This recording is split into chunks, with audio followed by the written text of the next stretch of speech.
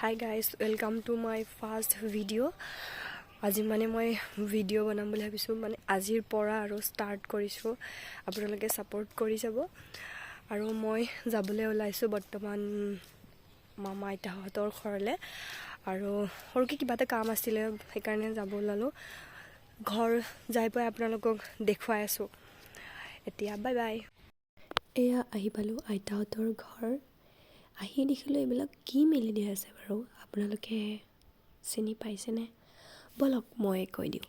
এয়া হৈছে হালধি, এয়া শুকাই দিছে বৰ্তমান। তাৰপিছত ঘৰুৱা পদ্ধতিত আইতাই এইবিলাক হালধি বনাব।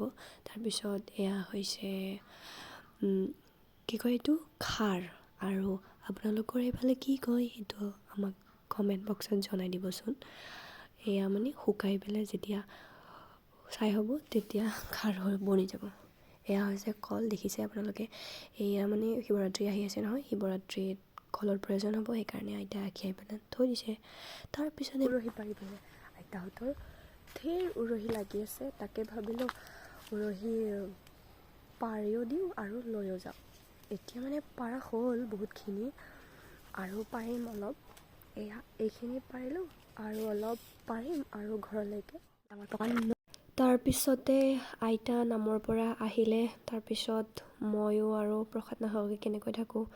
বাৰু আজিলৈকে বাই।